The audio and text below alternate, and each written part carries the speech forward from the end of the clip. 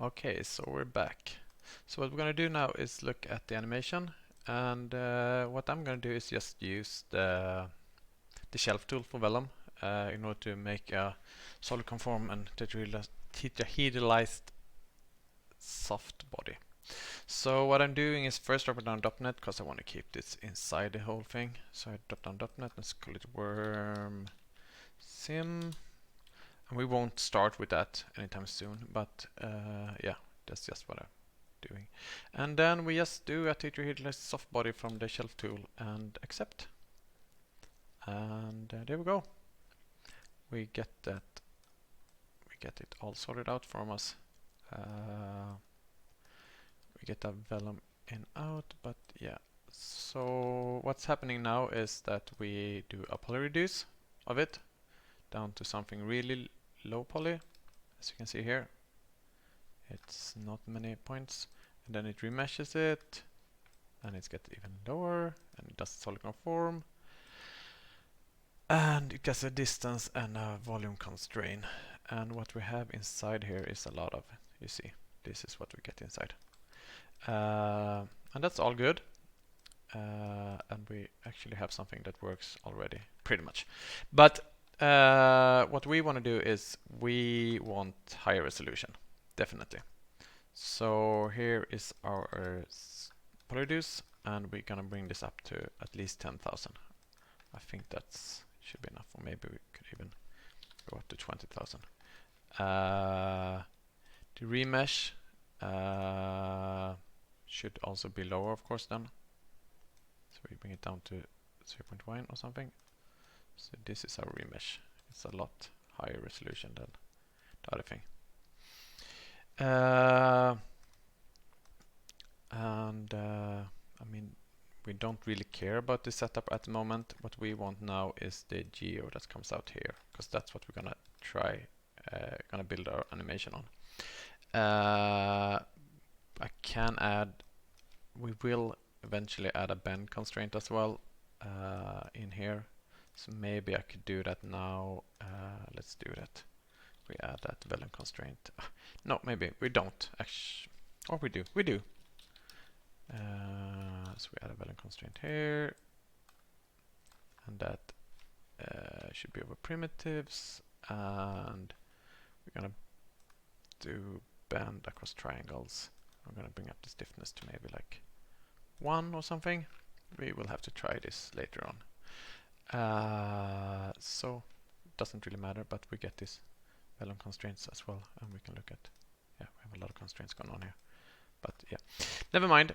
So what's really interesting now is the geo, and here we have our tetrahedrons and etc. And what we want to do with these are building our animation. Later on we will use this as the rest geometry, and we could also give it a rest ID just to have it done already, because it will be upstream here. So we can just call it rest ID, and that would be an integer which is just called rest ID, and that will be equal to ptnum. Everything will work over the point numbers here, so those are really important. We will always have the same point number, and all forces will be applied considering the point positions rest compared to the animation. So what we can do now is we can take this geo and yeah, a little bit disclaimer here as well. If you want to add UVs, you could of course do it later as well, but when I did this last time, I UV'd it in Modo just to have something, because I'm not very familiar and good with the UV tools here, and I think Modo is very easy and simple to get UVs done. And if you have your own model, you probably have UVs already. But what we want to do as well is, yeah, we want to take this geo. We're just gonna do a stream way over here or something. So we,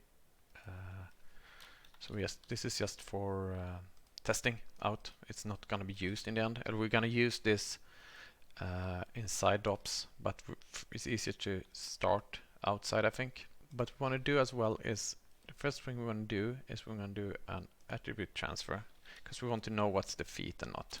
So we're going to do an attribute transfer here, and then we need to go up to our feet, which are here,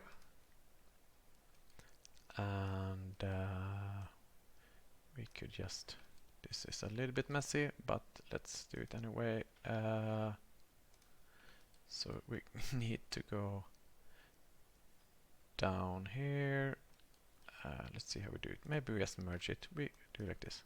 We try to keep it tidy. So we do an out feet polygon poly, and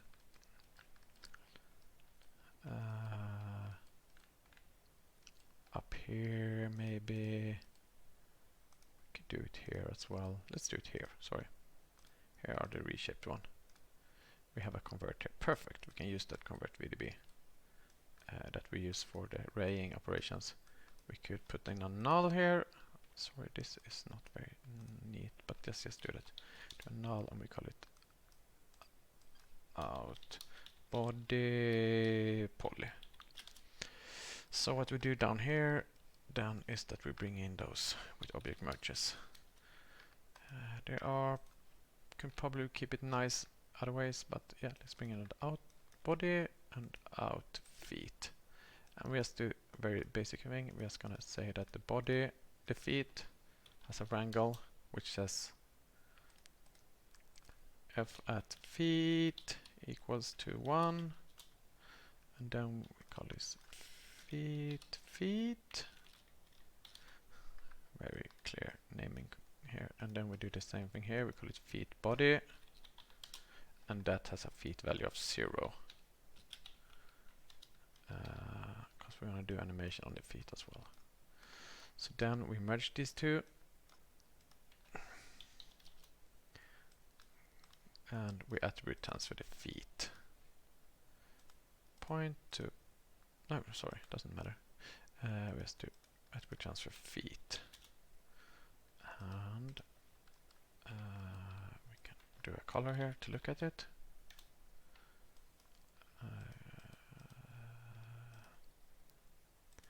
And we do run from attribute, and we do it feet. And here we go, we have feet. We could also, of course,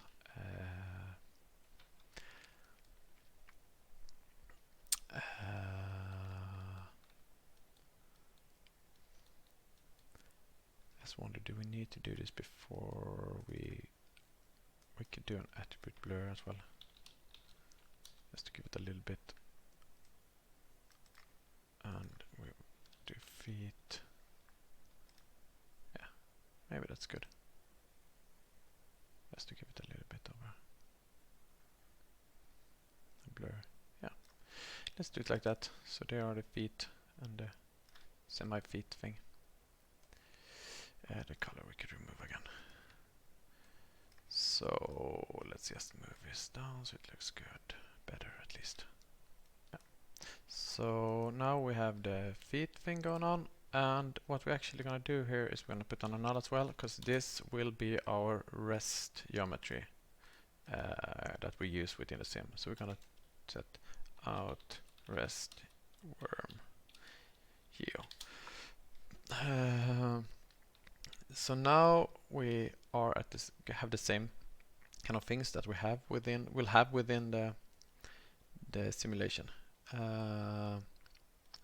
So what we need to do now is we need to do the animation, and for that we want first to create a wrangle, and this will later on be copied into the sim, like I said. So we call this setup u, because we want a u attribute of the x.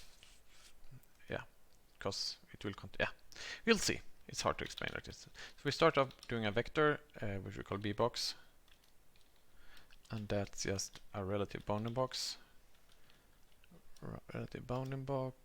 And it's over 0 and at p. And then we just do float u, not float, we do global, sorry, float f at u is the bbox.x, sorry, talking Swedish here. And then we can do a color just to check. And the color should ramp from attribute, and we call it u. And you see here we have this nice gradient. It's clear if we do like this. Good.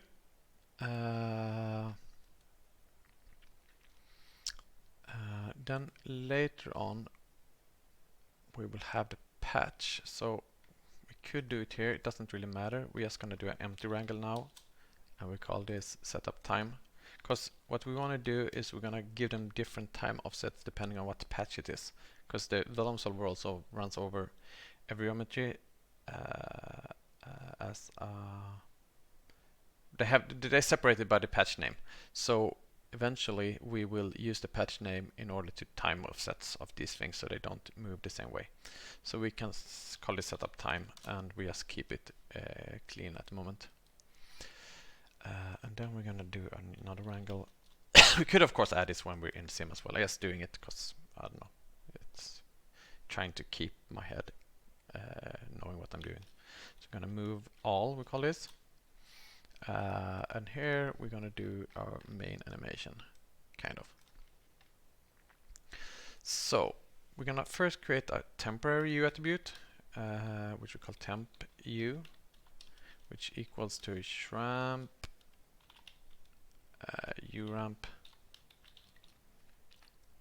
and we use the at u attribute because we don't want to transform the u attribute because we need it for other things. We're gonna do forward movement, so we do a float call forward, and that equals to a sinus function. And I should give some credit to people, because when I did this thing, I did a lot of research. I can be honest with that, and there were a lot of people had done similar things. And I should probably know who they are, but a lot of info comes from, of course, SigiWiki, which is always a really, really good source. And also another guy, which I should Google. Sorry, I'm gonna just Google this so I can give a proper shout out. Yeah, Nicholas I don't know how to pronounce that. Sorry, Helaunai. Yeah, you can just Google Vellum Verse tutorial. He did quite nice thing. It was not as much as tutorial as a walkthrough of a scene, but there was a lot of info on that. So both those were a lot of help. Yeah. So anyway, the forward, and here we're also gonna add what the thing is. Setup time. What I'm gonna do here is I'm gonna declare time offset, because that's what will be used, and I want to be able to do this properly. So I'm just gonna do a time offset equals to 0, and then later on when we're in DOP world we can create that from the patch name. So here we do at time offset.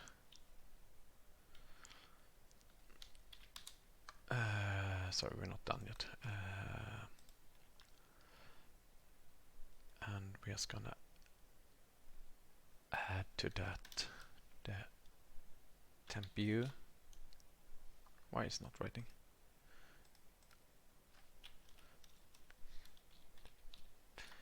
U, and we do that multiplied by a frequency, channel float frequency. So we get that. And then we do an upwards movement, so we're going to do that as well. So we're going to float up, and that one we're going to fit, and we're going to use a cosinus function. And there we do at, sorry, we use time, multiply by the speed channel again. Speed, and we add a time offset. And you can of course do this in any way you want. And we do the temp u again. and we multiply that by channel float, which we call frequency again. So it's pretty much the same. I could just copy it probably, and we fit that from minus 0.5, 0.5,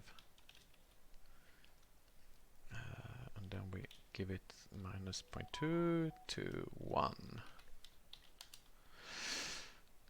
So we do pretty much the same thing, but it's a cosinus function instead, and we rearrange it a little bit. Then we do at p dot y plus equals channel float upper mount.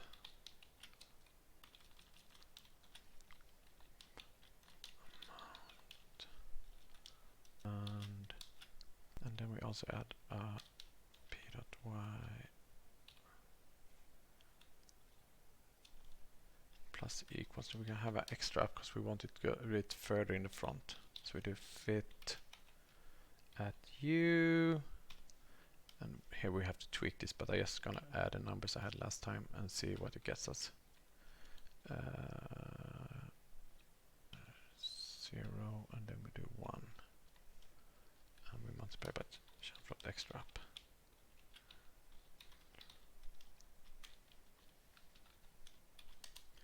So let's see this. So we just do a speed, we just add some numbers here to see what it looks like. Amount 0.1, extra up 0.007, and then we keep the u ramp as it is. Let's see what's happening here.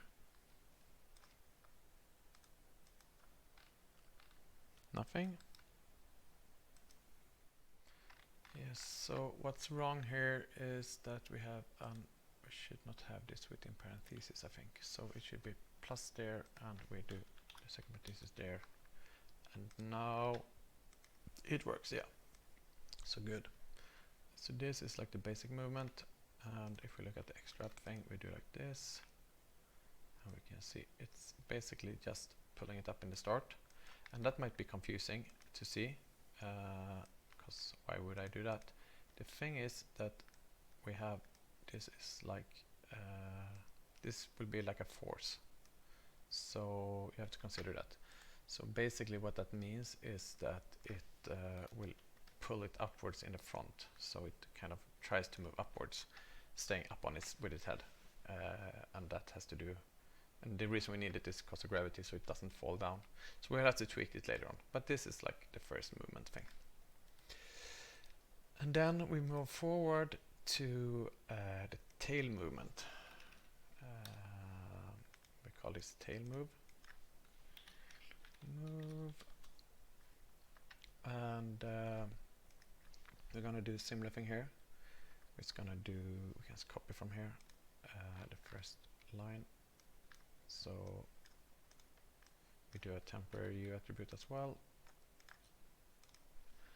And then we can say float tail equals to a cosinus function again at time multiplied by channel float speed plus at time offset set plus temp u multiplied by frequency.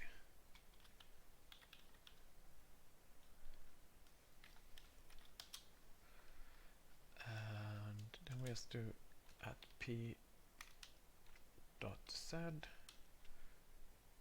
plus equals to tail multiplied by, we do an upper mount as well here.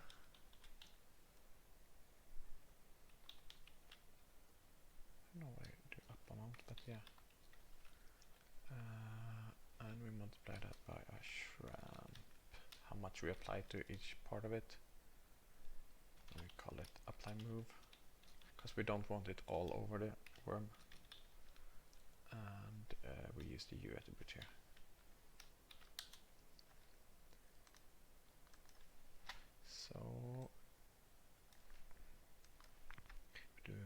frequency 5 to up amount 0.2 maybe.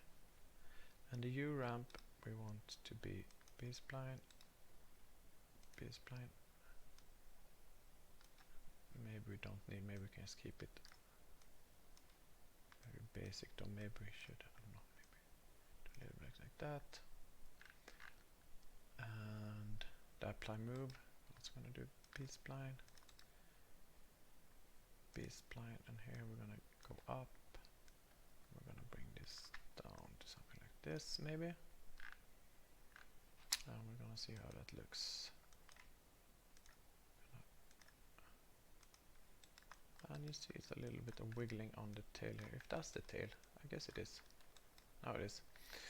And you can always see here's the speed, how fast it moves, which bring up to 5 again, and the frequency works as well. If we get a lot of frequency, bring it down. And combined, it looks like this. So that looks crappy, but you have to consider this is a force, not a final movement. Yes, it is. This is the movement. And then we're gonna move the feet. So basically we do another angle and we say move feet. And here we're gonna do float, collies forward. And we say fit. Sinus this time, and it's like this is just me trying different things that have came to something that looks okay. You could of course do whatever functions you want here, and I mean this is not really the important thing. It's important to make it look good, but I mean there are probably a lot of better options for doing this. So we do speed and we do plus time offset again. I probably spell this wrong a couple of times and that will fuck things up. And we do plus at U and we multiply that by channel float frequency. See, and we fit that from -1 to 1. Maybe we don't have to fit it. Let's try to keep it as it is, and we can fit it later on if we need to.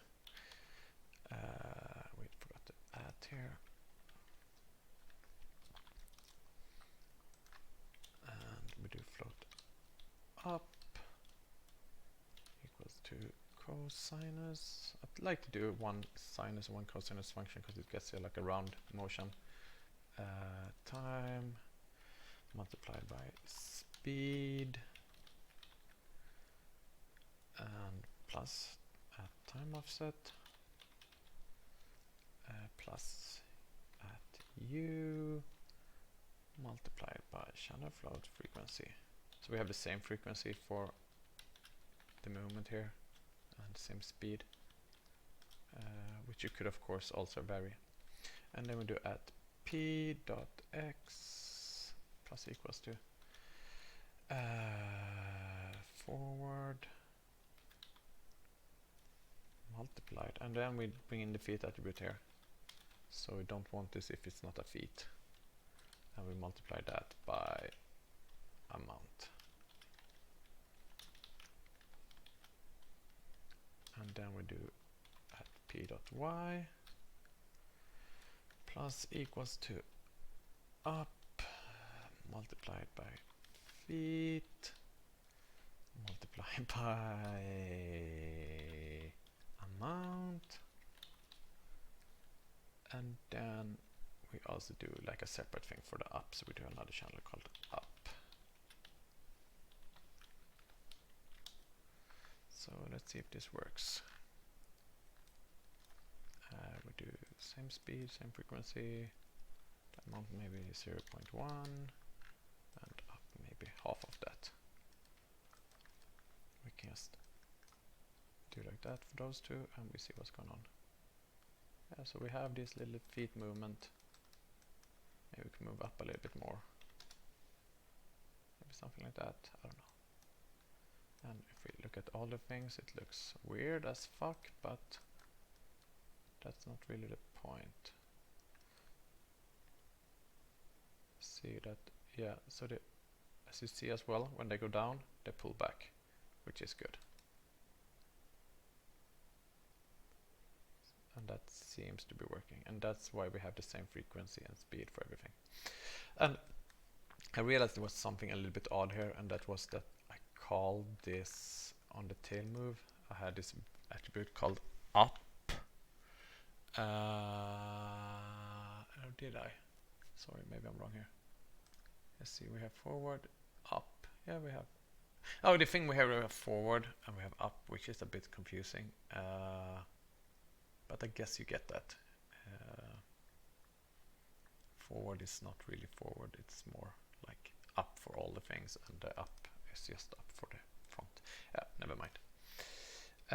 And then we're also going to do a contract expand thing. So we put on another angle, and this I think I stole from this dude called Nicholas. Pretty much he did a similar thing with more contraction. He did more like a worm rather than a larva thing, so yeah. And he did it not with T3 idealized, he did it with something else, I think. I'm not sure. Okay, never mind. We do call this forward as well, again. Float forward equals to fit sine at time multiplied by channel float speed. And I think this kind of, it seems a bit excessive, this maybe, but this kind of layering is what I think gives it as like some kind of interesting thing. Time offset, we're doing the same thing all over again. Plus u multiplied by, we could of course do this in one wrangle as well, but I think it would be easier to see what's going on when you do it like this. And here again we do fit minus 1 to 1. The thing is, like, this sinus function and cosine function gives us values between minus 0 and 1, and we usually want it, sometimes we want that, sometimes we don't. Here we want from 0 to 1.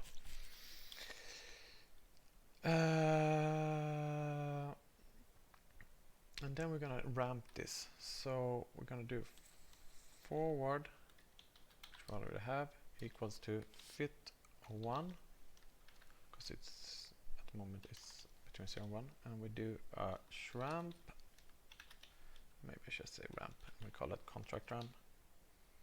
Direct ramp. It's rather a contraction than an expansion actually, but never mind. And we use the forward here, and we refit that to minus 0.05, so it can go a little bit backwards, and 1 positive. And then we multiply this by amount.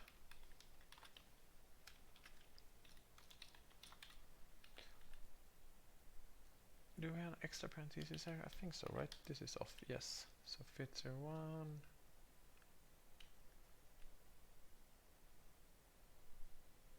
We forgot this, sorry. There we go. And then we can remove that one. And then we do p.x plus equals to forward. We have two separate amount ramps here, which might be a bit excessive, but yeah, never mind. We do the same ramp. We're doing a contract apply, but maybe we want it. Yeah, sorry, we don't. I'm just talking bullshit right now. And at U. So yeah, let's look at it. Forget an amount. No, sorry, we do. So let's do speed 2, frequency 5, and amount 0.5. The contract ramp, we do B-spline again, we want this more towards the front, I think it is. So we do something like this.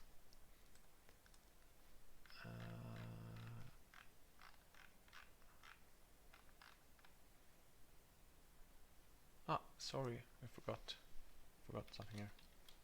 So like that, and then we do, sorry, send the apply ramp, we do something like this. We maybe do B-spline as well. B-spline, do that as B-spline as well. And then we do, maybe bring it down to 0 there, and then it starts going up here. It goes up quite fast. So let's move it, look at this alone. So we get this kind of thing. So it's more in the front.